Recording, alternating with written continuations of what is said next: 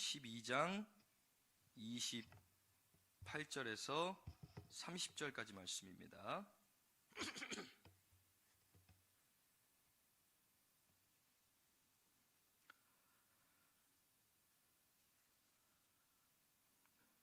마가복음 12장 28절부터 30절까지 우리 함께 한 목소리로 봉독합니다. 서기관 중 한 사람이 그들이 변론하는 것을 듣고 예수께서 잘 대답하신 줄을 알고 나와 묻되 모든 계명 중에 첫째가 무엇이니까? 예수께서 대답하시되 첫째는 이것이니 이스라엘아 들으라. 주 곧 우리 하나님은 유일한 주시라. 내 마음을 다하고 목숨을 다하고 뜻을 다하고 힘을 다하여 주 너의 하나님을 사랑하라 하신 것이요. 아멘. 오늘도 말씀의 은혜가 되시길 간절히 축원합니다. 오늘은 우리 하늘교회가 32주년, 창립된 지 32주년 되는 주일입니다. 교회가 30년이 넘어가면 이제 교회가 좀 전통이 생겨나게 되고 이제 역사가 생겨나기 시작합니다. 30년 동안 교회가 꾸준하게 성장하고 있다는 것, 그리고 머무르지 않고 계속 앞으로 나아가고 있다는 것은 굉장히 감사한 일입니다. 50년 된 교회, 60년 된 교회, 70년 된 교회 성도들이 점점 줄어가는 이 시대 가운데에 하나님께서 우리 하늘교회를 축복하시고 사랑하셔서 계속해서 성도들을 보내주시고 또 이 자리를 메우고 우리 다음 세대가 하나님을 찬양하는 이 놀라운 일들이 계속되어지는 것, 앞으로 우리는 더 기대해야 되며 앞으로 하나님께서 우리 하늘교회 가운데 하실 일들을 우리는 반드시 기도함으로 준비해 나가야 할 줄 믿습니다. 교회가 교회답게 그 역할을 잘 감당하기 위해서 우리가 해야 할 것이 과연 무엇일까?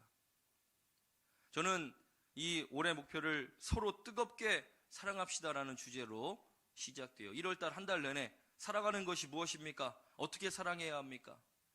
우리는 이제는 나뿐만 아니라 다른 사람들을 돌아볼 수 있는 마음과 믿음을 가져야 합니다. 그런데 그에 앞서서 우리가 더욱더 중요하게 생각해야 할 것이 바로 오늘 본문에 우리가 함께 읽은 말씀입니다. 너희는 마음을 다하고 목숨을 다하고 뜻을 다하고 힘을 다하여 주 너의 하나님을 사랑하라 라는 것입니다. 이것이 우리에게 주신 가장 첫 번째 계명입니다. 하나님을 사랑하되 그냥 사랑하는 것이 아니라 마음을 다하고 목숨을 다하고 뜻을 다하고 온 힘을 다해 하나님을 사랑하는 것, 그것이 우리가 지켜야 할 것이라는 것입니다. 하나님의 말씀은, 하나님의 계명은 그냥 듣고 흘려버리라고 주시는 것이 아니라 반드시 지키라고 주시는 계명들입니다. 그래서 계명을 지키는 것, 그것이 바로 하나님을 사랑하는 것이라고 말씀을 통해 가르쳐 주십니다. 우리가 사랑을 하게 되면 상대방이 무슨 말을 하든지 그 말에 경청하게 됩니다. 그리고 그 말을 들어주고 싶어집니다.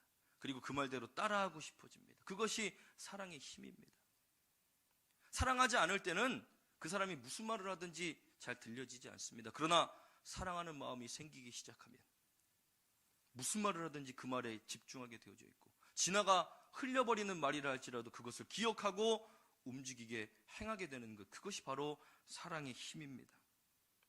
그래서 억지로 할 때는 굉장히 힘이 든 일도, 사랑하게 되면 힘든 일도 기쁨으로 감당할 수 있는 것, 그렇기 때문에 우리는 하나님을 사랑해야 합니다. 왜냐하면 하나님의 말씀이 우리가 인간적인 생각으로는 절대 지켜낼 수 없는 것들이기 때문에 그렇습니다. 그래서 하나님은 먼저 하나님을 사랑하라라고 말씀하신 것이랍니다. 요한복음 14장 15절의 말씀에 이렇게 말씀합니다. 너희가 나를 사랑하면 나의 계명을 지키리라. 나를 사랑하면 나의 계명을 지키라는 것입니다. 하나님께서 말씀하신 계명이 무엇입니까? 하나님 외에 다른 신을 섬기지 않는 것, 그리고 우상을 만들지 않는 것, 하나님의 이름을 욕되게 하지 않는 것, 그리고 안식일을 기억하여 거룩하게 지키는 것, 이것이 우리에게 가장 첫 번째로 주신 계명입니다. 하나님을 사랑하면 하나님을 최우선으로 여기고 살아갑니다. 하나님을 사랑하면 하나님 외에 다른 것들은 중요하지 않게 되어집니다. 하나님을 사랑하면 하나님의 이름이 욕되게 하는 일을 우리가 최선을 다해 하지 않게 되어집니다. 그렇기 때문에 우리는 하나님을 사랑해야 하며, 하나님을 사랑하는 자들은 이 안식일을 기억하여 거룩하게 지키는 것이 삶의 우선순위가 된다는 것입니다. 우리의 힘으로 주의를 지키려면 각자의 너무나 많은 일들이 있기 때문에 때로는 빠질 때도 있고 때로는 건너갈 때도 있습니다. 바쁘면 빠질 수도 있지, 바쁘면 못 올 수도 있지. 그러나 하나님이 최우선이 된다면 하나님을 만나는 이 시간이 인생의 가장 큰 목표가 그리고 의미가 되어지기 때문에 안식일을 기억하여 거룩하게 지킬 줄 아는 우리가 된다라는 것입니다. 그리고 요한복음 14장 21절 말씀에 이렇게 말씀합니다. 나의 계명을 지키는 자라야 나를 사랑하는 자니 나를 사랑하는 자는 내 아버지께 사랑을 받을 것이요 나도 그를 사랑하여 그에게 나를 나타내리라. 하나님의 사랑을 어떻게 확인하시느냐? 하나님의 계명을 지키지 않는지 지키지 않는지, 내 말에 순종하는지 순종하지 않는지, 그것을 통해 하나님이 사랑을 확인하신다는 것입니다. 제가 몇 번 말씀드린 적이 있지만 저희 아이들에게 제가 사랑을 어떻게 확인합니까? 아빠 한 입만 줘, 아빠 그것 좀 줘. 이 아이가 나를 향한 사랑이 충만할 때는 그냥 줍니다. 뭘 들고 있어도. 그런데 조금 혼나거나 마음이 좋지 않을 땐 절대로 주지 않습니다. 저도 알면서도 굉장히 서운합니다. 하나님이 우리에 대한 사랑을 확인하시는 것, 우리가 먼저 하나님을 사랑하고 그리고 계명을 지킬 때, 저 아무개가 나를 사랑하는구나, 저 황 목사가 나를 사랑하는구나, 내가 하나님의 말씀을 지키려고 애쓰고 하나님 말씀대로 살려고 몸부림칠 때 하나님이 나를 통해 그 사랑을 확인하게 되신다는 것입니다. 그래서 또다시 반대로 우리는 하나님께 사랑을 받게 되고 그리고 예수 그리스도도 우리에게 나타나 계신다는 것. 결국 하나님을 사랑하는 것으로부터 출발하여 다시 우리에게 사랑이 돌아오는 것. 하나님은 절대로 먼저 우리에게 사랑을 주시지 않습니다. 이미 예수 그리스도를 이 땅 가운데 보내주셔서 우리에 대한 사랑을 확증하셨지만 우리는 이제 그 사랑을 힘입어 우리의 사랑을 하나님께 보여야 하는 것입니다. 그것이 무엇입니까? 말씀을 따르는 것, 하나님의 계명을 따르는 삶입니다. 하나님의 말씀을 따르고 그 계명을 지키는 자들에게 하나님 어떻게 하신다고 말씀하십니까? 출애굽기 20장 6절 말씀에 이렇게 말씀합니다. 나를 사랑하고 내 계명을 지키는 자에게는 내가 천대까지 은혜를 베푸느니라 라고 말씀하십니다. 이 출애굽기 20장 6절 말씀에는 하나님이 모세에게 10계명을 주시는 중간에 이 말씀을 주십니다. 나를 사랑하고 내 계명을 지키는 자들에게는 3대, 4대, 5대가 아니라 천대까지 그 은혜를 베푸시겠다는. 천대가 계산이 되십니까? 영원토록 변하지 않는 사랑으로 우리를 지키시겠다는 하나님의 약속입니다. 하나님은 이미 우리에게 약속을 주셨습니다. 그렇다면 우리가 그 은혜를 받아 누리기 위해서 어떻게 해야 됩니까? 하나님을 사랑해야 합니다. 그리고 그 계명을 지켜야 합니다. 계명으로 우리가 구원받을 수 없습니다. 그렇기 때문에 예수 그리스도가 이 땅 가운데 오셨습니다. 그러나 우리는 그 계명을 지키기 위해 끊임없이 애쓰고 노력해야 합니다. 아까 우리가 읽은 본문의 말씀처럼 마음을 다하고 뜻을 다하고 목숨을 다하고 힘을 다하여 그 계명을 지키려고 애쓴다면 하나님의 사랑으로 우리는 그것들을 지켜낼 수 있는 우리가 될 줄 믿습니다. 잠언 8장 17절 말씀에 이렇게 말합니다. 나를 사랑하는 자들이 나의 사랑을 입으며 나를 간절히 찾는 자가 나를 만날 것이니라.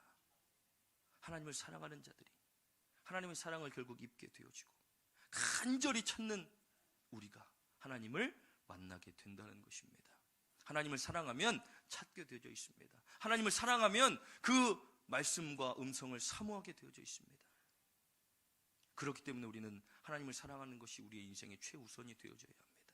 오늘 감사예배로 드리는 우리 두 분의 장로님, 다음 주에 안수를 받게 되면 더 이상 이제 시험이 없습니다.